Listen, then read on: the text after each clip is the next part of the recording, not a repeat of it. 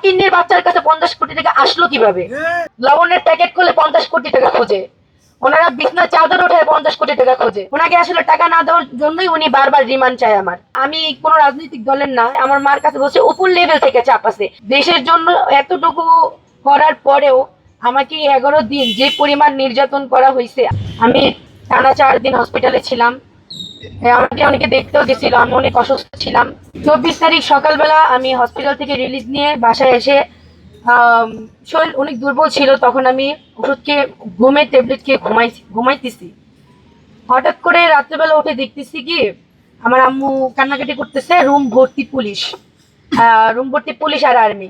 তা আমি যখন ওনাদেরকে জিজ্ঞেস করলাম আপনারা কেন আসছেন, ওনারা বললো আপনার বিরুদ্ধে সার্চ ওয়ারেন্ট আছে।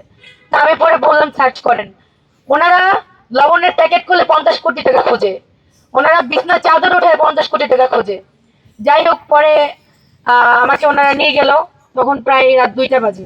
নিয়ে যাওয়ার পরে যখন থানায় আমাকে হস্তান্তর করা হলো, যে পুলিশগুলা আমাকে দেখে সবসময় আপু বলে সম্মান করতো, তাদেরকে একবার রিকোয়েস্ট করছিলাম পা পর্যন্ত ধরে যে আমাকে জেলের ভিতরে রাখেন না, আমাকে একটু বাইরে বসান, এই জেলের ভিতরে রাখলে আমি মরে যাব। জেলের অবস্থা এত খারাপ ছিল।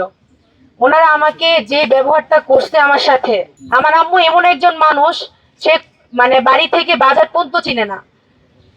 আমার বাবা জামাতে গেছে 4 মাসের জন্য, আমার মার পাশে কেউ ছিল না।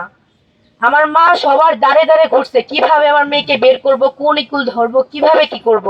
3 দিন পর দেবদূতের মতো অপু ভাই আসছে, গাজীপুরের আহ্বায়ক মহসিন ভাই, তাদেরকে আন্তরিকভাবে ধন্যবাদ, তারা আমাকে অনেক হেল্প করছে। কিন্তু আমি 11 দিন জেলে থাকায় যে পরিমাণ নির্যাতিত হয়েছি, আমার রিমান্ড 2বার হয়েছিল। প্রথম যখন আমি বৃহস্পতিবার মহিলা গাজীপুর জেলা কারাগারে যাই, রবিবার আমার জামিন দেওয়া হয় ম্যাজিস্ট্রেট কোর্টে, তখন ওইখান থেকে জামিন নামঞ্জুর করে রিমান্ড দেওয়া হয় আমাকে। ওই রিমান্ড শেষে যখন আমি কালকে পরশুদিন যখন কোর্টে যাই, তখন আমার মামলার যে আয়ু এসআই ফারুক, উনি আবার রিমান্ড চায় আমার।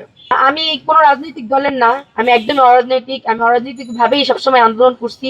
দেশের জন্য এতটুকু করার পরেও আমাকে 11 দিন যে পরিমাণ নির্যাতন করা হয়েছে, আমার ফ্যামিলির সাথে আমি একটা মিনিটের জন্য কথা বলতে পারতাম না, আমার সাক্ষাৎ বন্ধ করে দেওয়া হয়েছে।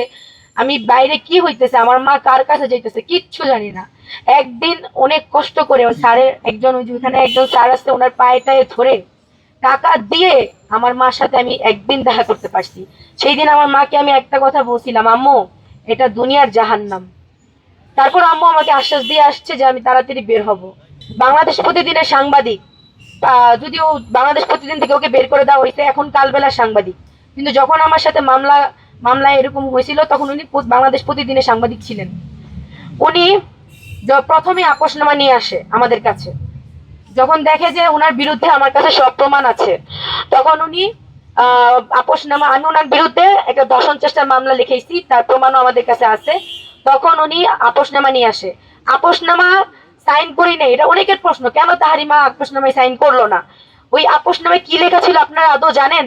ওই আপোষনামায় লেখা ছিল আমি ওকে কিডন্যাপ করে গাজীপুরে নিয়ে আসছি, মারধর করছি, এমনকি ওর বাইক এবং মোবাইল ফোন সবকিছু ছিনাই নিয়ে ওকে, মানে টাকা পয়সা নিয়ে, কত টাকা লিখছে, 50,000 টাকা, 50,000 টাকা নিয়ে ওকে ছেড়ে দিচ্ছি।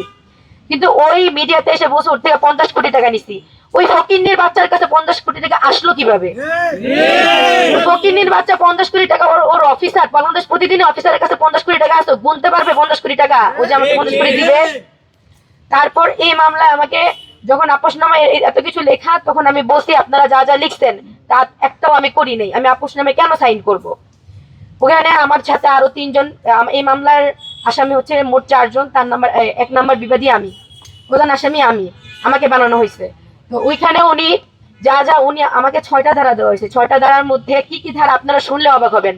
মামলা বাণিজ্য, প্রতারণা, চাঁদাবাজি, মারধর, চুরি, এই ধারাগুলো কোনোটাই আমি কখনো করি নাই। কিন্তু উনি এইভাবে ধারাটা নেওয়ার ওই আমার মামলার যে এসআই ফারুক, ওনাকে আসলে টাকা না দেওয়ার জন্যই উনি বারবার রিমান্ড চায় আমার। 2বার কোর্ট হলো, 2বারই আমার রিমান্ড দেওয়া হলো, রিমান্ড মঞ্জুরও হইলো। তারপর মামলার স্বীকারোক্তি দিছে যে আমার মার কাছে বলছে উপর লেভেল থেকে চাপ আছে। আমি আসলে জানতে চাই উপর লেভেলের কে আমাকে জেল থেকে ছাড়তে চায় না। ওই দুর্জয় যখন মামলা লিখাইতে যায়, তখনও এই সেম কথাটা শুনছি, উপর লেভেলের আদেশ আছে, উপর লেভেলের আদেশ থেকে আমাকে মামলায় ফাঁসানো হয়েছে। 1 নাম্বার বিবাদীর পক্ষে কোনো প্রমাণ, বিপক্ষে কোনো প্রমাণ আপনার কাছে আছে? উনি বললো না। তাহলে কেন আমার রিমান্ড মঞ্জুর হইলো? এই প্রশ্ন আমার ওই ম্যাজিস্ট্রেটের কাছে। আমার যথেষ্ট নির্দোষ হওয়ার প্রমাণ আছে।